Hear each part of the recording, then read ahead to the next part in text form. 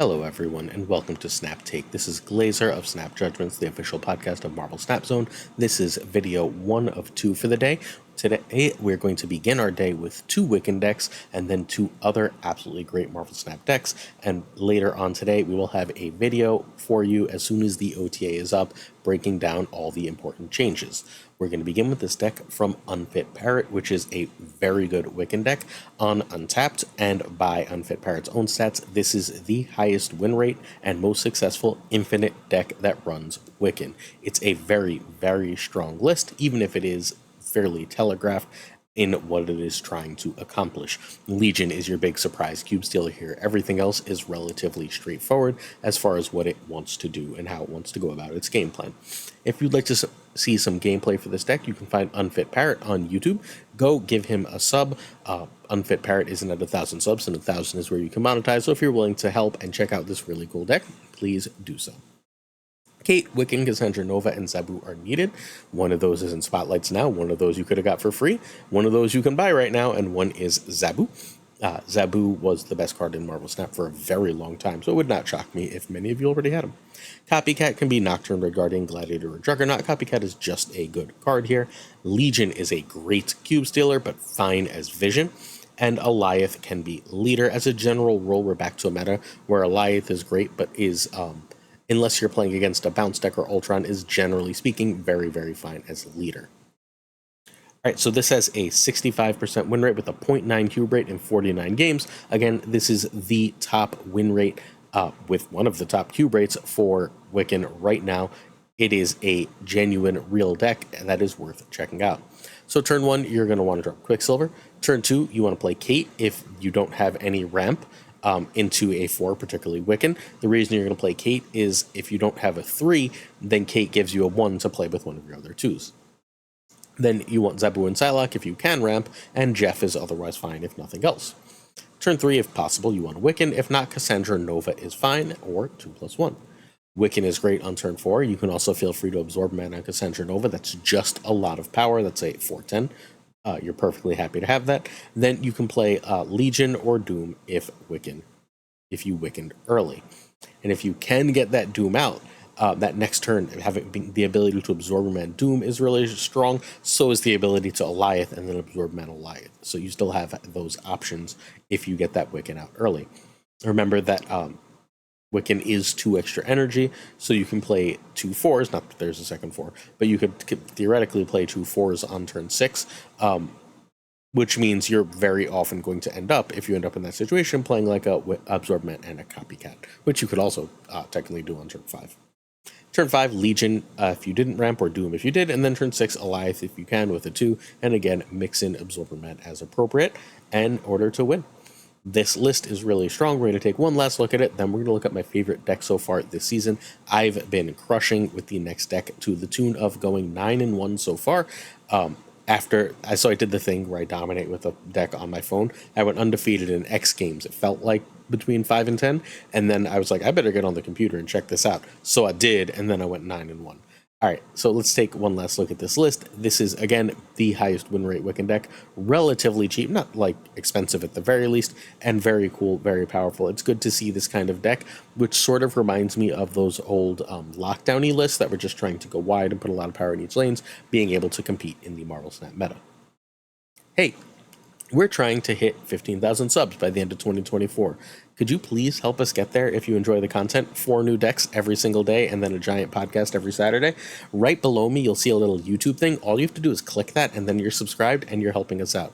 If you're willing to do a little more, a like and a comment tells the YouTube algorithm to show us to more people, which get us more subs. Hopefully you're willing to stay on top of the Marvel Snap meta with us. We give you 4 decks every day, along with a full play-by-play and card replacements for all of them. And then Saturday, we have a giant podcast with some of Marvel Snap's biggest and best names. In addition, we do the biggest giveaways in Marvel Snap. We give away 10 over the first 2 weeks of the season. This is the middle of a season, though, so we're giving away 1 this week. That will be announced in Friday's video, so make sure that you check out tomorrow's video for who will win that season pass. If you're interested in getting that free season pass, all you have to do is sub, like, and comment on each video this week. Someone who does that and answers the specific question asked in each video will win a season pass. So if you're still looking for Kate Bishop, and Kate Bishop is freaking phenomenal, then this is one way to get her. All right, also, we're running 15 alliances. If you'd like to join, please hop on the Discord, linked in the description to this video, in order to join. All you have to do is hit the Seeking Alliance role. We also have SnapCon with a major tournament that we're sponsoring coming up on August 16th and 17th. That is, what the hell is today? That is a couple days from now. Jeez, that's sneaking up on us. That is tomorrow and... Sorry, this weekend. So if you're interested in that, also Sunday on Sizer2654, #1 player last season, will be streaming an alliance battle for the Snap Judgments Competitive League versus the Revengers, the Facebook competitive group. So if you'd like to see an alliance tournament, we've got a really, really cool new format for it. Please check out the that stream on Sunday. All right, Buddy Zemo Boy. This is the list that I'm something around 18-1 with. I am 9-1 that I have stats for with plus 17 cubes, and again, I dominated, just rolled fools on the computer with this. This deck has multiple different play patterns. I watched Sizer play this, and Sizer played this very differently than I did, and it was super interesting. Now, the first thing I'm going to tell you before you go anywhere with this list is Enchantress is your swing spot. Do you want Juggernaut? Do you want Shang-Chi? Do you want Shadow King? Great. Enchantress is perfectly fine for any of those. Now, this is a Buddy lean deck. He hit Infinite with it and then played it continuing into Infinite. You can find Buddy on Twitter at the name on the screen.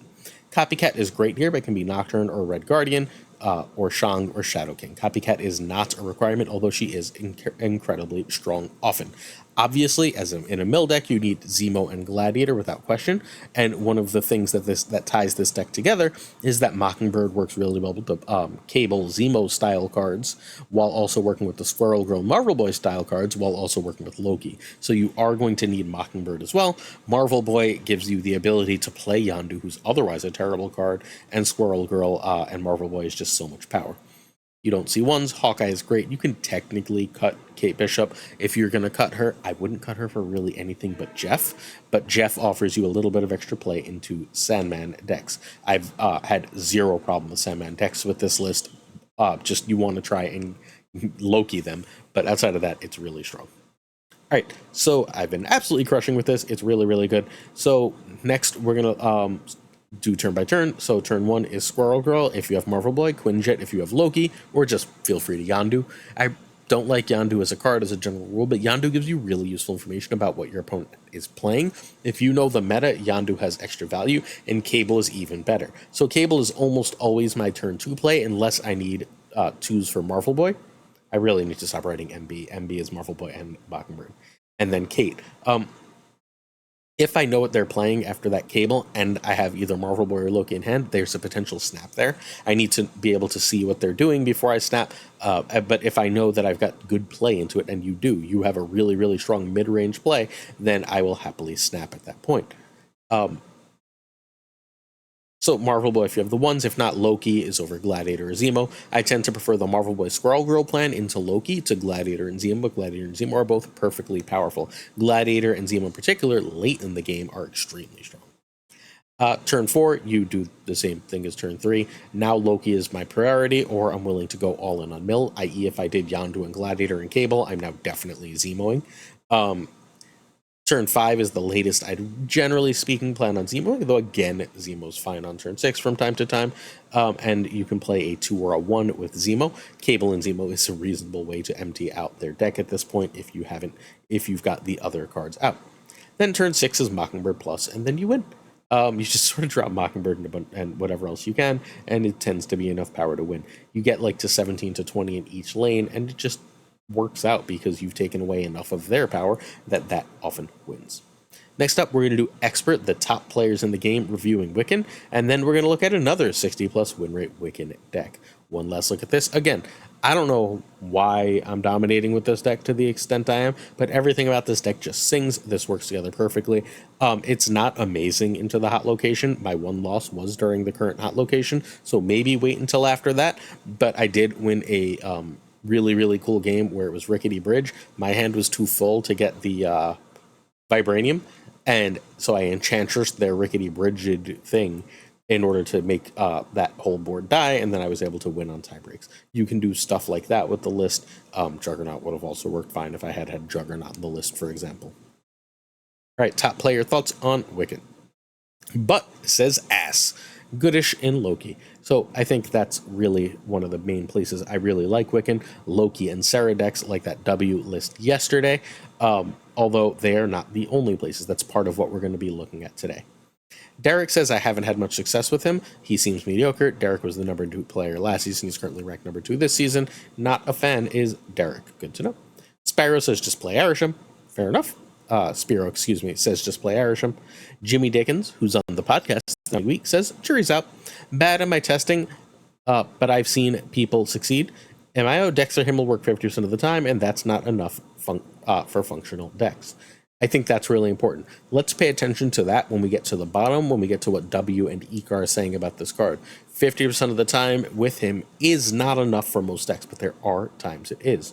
We have found success. I've got 1 successful yesterday, 2 successful today, and 2 more really good ones for tomorrow already set for you. So, Owie says this is good on paper, less in practice. Fair enough to Owie. Dai Cavallo says potential in mid-range Loki, where him into Loki is a snap condition. Getting clear snap conditions like that is very good. Worth noting, worth using. Dubo says it's hard to build around, but so far it is under-experimented with. People are just trying sort of overly greedy shells, and that's how we mess up with cards fairly often. Overly greedy shells very rarely end up working out, as we ended up seeing with Ajax, where he became a 2-card combo. So don't, it's under-experimented because it is hard to build around. People are going the wrong way. Cam Worst says, people are coping hard. Quicksilver Domino loses cube equity when snapping for Wiccan. People can just run for 1. Although you can threaten, you can tease that out and snap, and then you're going to get a fair amount of 1-cube retreats, and then occasionally a 2-cuber that you'll decide whether you want to stay in on or not later in the game. So there is some upside there, both upside and downside. BBAK says more research is needed, a card with potential. BBAK is currently in the top 5 of the Infinite Leaderboard, very often was number 1 in February. W, the best deck builder in the game, says, and the creator of the Sarah list from yesterday says, will age well and isn't being explored enough. Not super strong, but not bad. Interesting. Thank you for that feedback, W. I think that makes sense to me. And Ika says, fantastic card, being harshly judged due to sheer arishem power. Like, arishem is so strong, this is going to be weaker. If anything ever happens to arishem, or arishem falls out of favor, then all of a sudden Wiccan is better. This is not as good a card as arishem. I don't think that's a huge spoiler. This should not be treated as the main engine, but rather as a snap condition for otherwise decent decks. And that's what I want to compare to Jimmy's. This is a 50% of the time that it's successful, great. But if it's not the whole deck, that 50% of the time that it works, and where it is a snap condition does seem valuable. Cool. This is not a world beater card, but it does have value. Stay tuned tomorrow for me to break down some stats. I'll break down some stats before tomorrow's video, and then give you a recommendation on what to do with this card. Our next list is Ika's Wiccan Pixie. Wixie. This Wiccan Pixie list is awesome. This isn't my favorite or my most successful. That's the W list from yesterday, but I've had more success with this than basically any Pixie list in freaking forever, because basically you either go Wiccan or Pixie and you're perfectly fine in either circumstance. You're basically perfectly fine in either circumstance being able to win the game. I would not be shocked if White Widow should be Domino in this list, and I genuinely do not like Domino in Wiccan decks as a rule, but I think this might be the exception that proves the rule. Outside of that, this list is either trying to go Pixie into at some point soon after Mobius, or get a Wiccan going. Either one is perfectly fine. Either one basically wins the game. This list does look expensive, and it's not cheap, but Pixie is in the spotlights with Wiccan. You need those 2 cards. You can buy Kate, and then Mobius is a Series 4 card. That's all you need. Nico and Spider-Ham can be Iceman and Korg or Elektra. You just sort of need decent ones there to fill the curve. If you're feeling feisty, you can try a Wasp as well. Alioth can be leader. We discussed that change earlier in this video. And Sasquatch is actually Magneto in Ika's version. Safety is trying Sasquatch. I actually like Sasquatch better. I tried both. I prefer Sasquatch in that spot because sometimes things go wrong and Sasquatch is just nice, easy, cheap power. But either one is totally freaking fine. All right, so this went 30 and 19, 61% in day one in Ika's hands. So the Magneto version went 61%. Safety doesn't have stats yet. Turn 1 is just any one. Turn 2, Pixie is the goal. Over Kate, over other 2s, you can hold Pixie for a turn. If you don't have a 3 for 3, then you play Kate, and you can go Pixie and one of Kate's arrows on turn 3. This way you still keep Wiccan alive. Turn 3, Mobius is your goal. You can also Viper Hood. I'm totally fine Vipering Pixie. I'm also fine giving Pixie +2 strength with Nico, or blowing it up to draw 2 with Nico, or turning it into a demon, or whatever the case may be.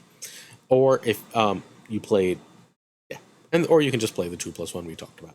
Turn 4 is meant to be Wiccan. If I Pixied, I might even play Mobius over Wiccan. Mobius is just so freaking good in that Wiccan match. But if Mobius is affordable, you can always wait one more turn. That's better than 2 2s or 3+1. You're perfectly fine just going Hood and Viper alone on turn 4. It's a really powerful play. Turn 5, Cersei or Sasquatch. Turn 6, Alioth, and then you win. Ooh. One last look at this list. It is very strong. This is, again, I know a lot of people don't have Cersei, but outside of that, this is relatively affordable. Again, Wiccan and Pixie are in spotlights right now, so you would need Cersei and Mobius really to play this list. Outside of that, this is a perfectly viable list that you can get to if you want to, and you would like to play Wiccan. If you don't have Wiccan, though, I wouldn't buy it just for this list, although I think Wiccan will become a mainstay. It seemingly will become a mainstay in Pixie decks, because Pixie decks like a lot of 1s and like a lot of 6s, and that's sort of the same thing Wiccan wants to do. Hey, if you'd like to see gameplay from all of these videos, please check out the stream team. Today being Thursday means the great Parry Manilow will be streaming at 6 p.m. Eastern. These decks, actually he might be at SnapCon. If he's not at SnapCon, he'll be streaming. I know tomorrow Tuccrr is away. If they're streaming, go check out GamingwithFlashX. GamingwithFlashX will be streaming a whole bunch, not from SnapCon, and can do all these decks. Cool? Cool. All right, next up we have Gnome's Bounce Redux. This is a top 20 bounce deck. We had the number 1 bounce deck in yesterday's video, so if you're interested in seeing that, I'll put the link to that at the end of this video. But also, this is a top 20 bounce list, and it's a very simple list. Please note, Sasquatch, which was underrated at the time it came out, is finding its footing more and more lately. This is not a terribly expensive list, but it is very strong. White Widow here. Oh, Kate's here. What the am I talking about? White Widow here can be... Oh, did I use yesterday's bounce list? Yeah, I used yesterday's bounce list. Let's just talk it through. Nico is not a required card, although she is very, very good with Hood. If you don't have Nico, you can run Iceman.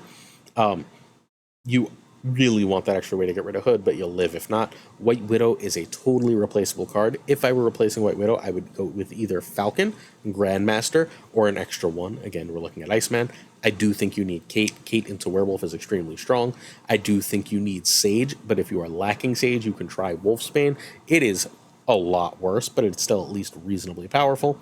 And you are unfortunately going to need Sasquatch. So you need Werewolf, Sasquatch, Kate Bishop for this list and can replace the other cards.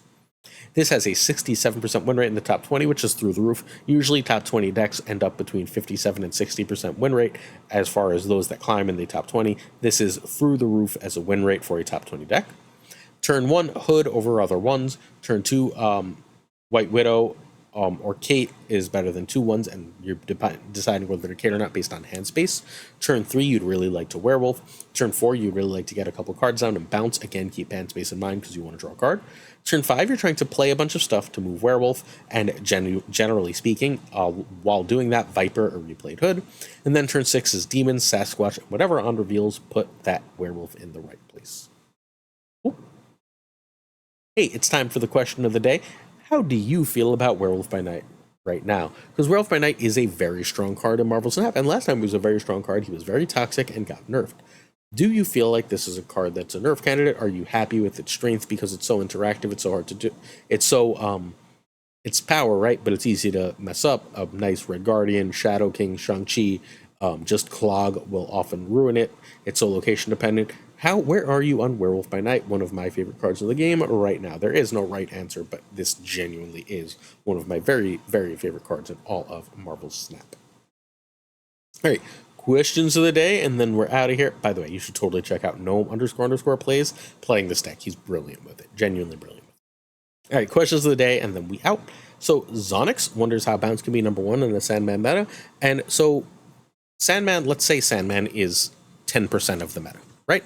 That means, like, even top infinite, Sandman is 10% of the meta. It means you're seeing Sandman 1 in every 10 games. Here's how you can handle that. Ready? You can beat Sandman, right? You have the potential to beat Sandman. It's going to require you getting a lot of power down early. Once you know the opponent is Sandman and once you recognize the signs, you can play 2 demons early, 6 power each. That's 12 for 2. You can get yourself a decent-sized werewolf. You can get yourself a nice cheap Sasquatch on around turn 4. You can sort of go off. If you beast on turn 4, you can just sort of go off on turn 5, which is going to leave you just getting things into the right place on turn 6 to be able to win. But that doesn't happen. That happens like 1 in every 4 Sandman games. So you have a 25%-ish win rate against Sandman, right? But in those other 9 games, which is, again, like now we're talking about 100 games of Marvel Snap, you're just retreating when they snap.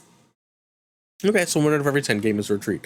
If this has if Bounce has a 67% rate, or even a 57% win rate, and it's losing automatically 1 in every 10, that means it's losing about 2 to 3 other of those games. What it's doing, though, is it's maintaining a really high cube equity in other games, because it's hard to leave against Bounce because you don't know how much power they're going to have. So people stay in, not recognizing how much power will be where. Bounce often inspires misplays, which means very often higher cube rates, more cubes gained on wins, as the opponent has to sort of like guess at how much power you're playing. They have to guess whether you're playing Sasquatch, whether you're playing Hitmonkey, whether you're playing Mockingbird, whether you're playing Sage, so on and so forth, especially on ladder.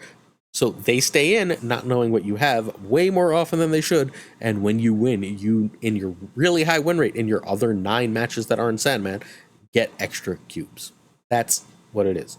Unless a deck is like Arishem, where Arishem was for a while 60%, then 30% of the meta, I think 3 in 10 games is probably too much for this strategy.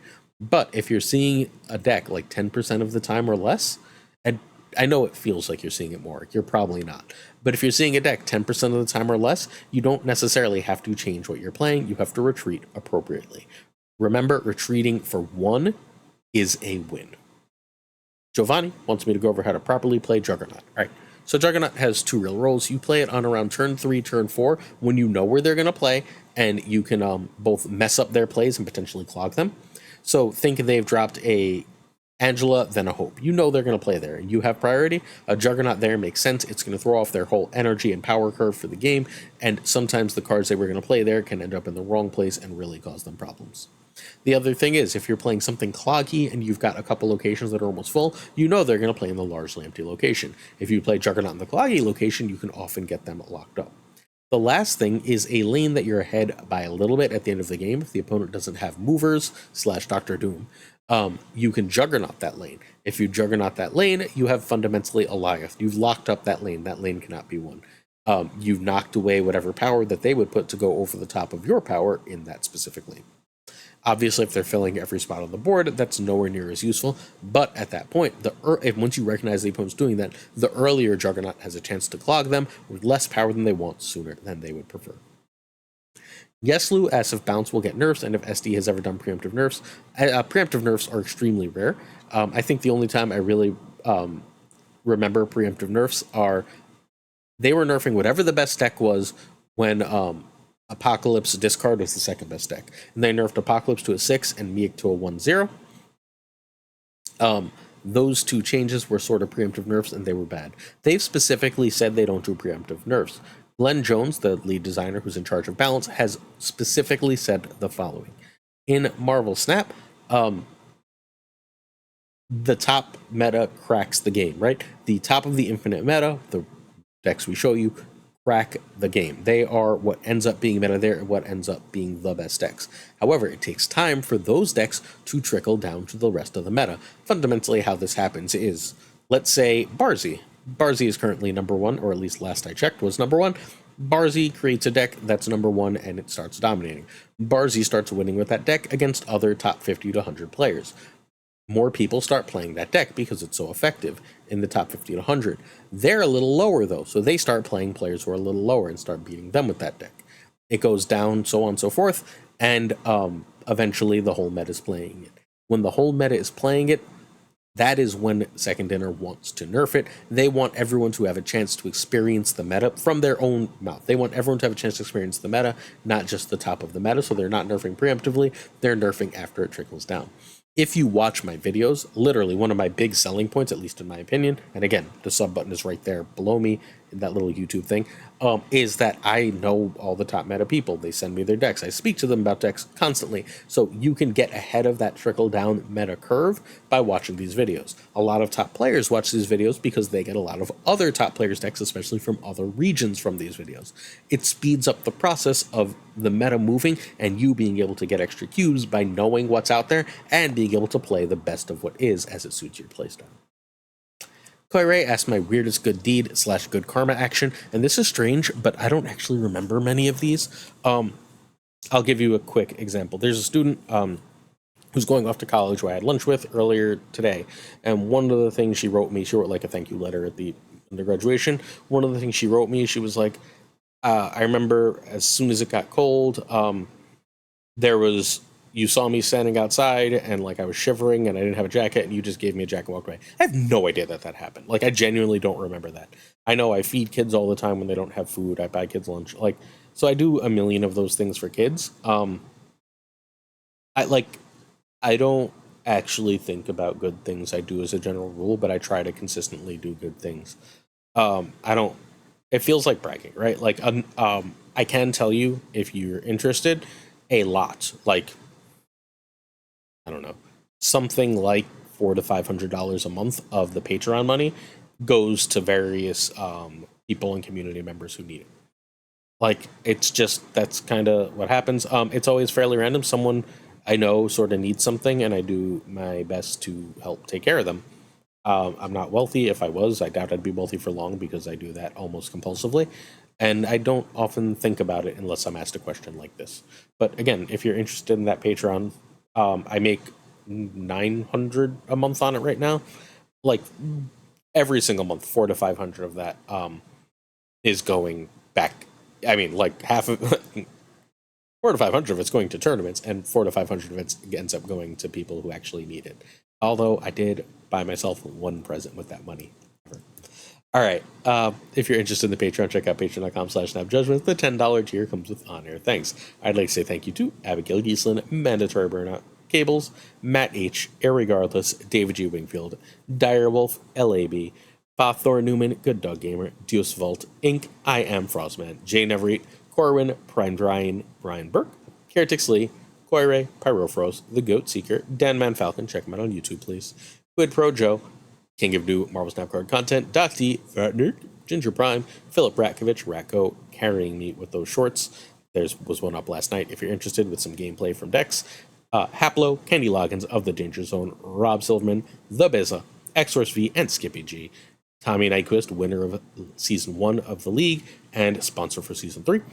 Black Dahlia, The Great Kazoo, Jessica Gamble, Ryan Wood, Kevsey Hoda, Lunacris, Quantum Quinn, John Q, Clam, 8th Sage, Mod Supreme Models, Darth Tater, Remus Atala, Brian Kaufman, Tristan H. Martin, Jason B., J.D. McDonaldinho, The Fuzzy Dunlop, Spectrumix, Who, Matt H., DJ Mikey Hijinks, No Frickin' Flex, Ocularis, Mr. Craig Sterry, Seamus, Jonesy, check out the Triple Threat on YouTube, Two Ties, The Great Lauren Whatever, The Pirate King Tuccrr, The Homie Min, and of course Gunny T, where the T stands for.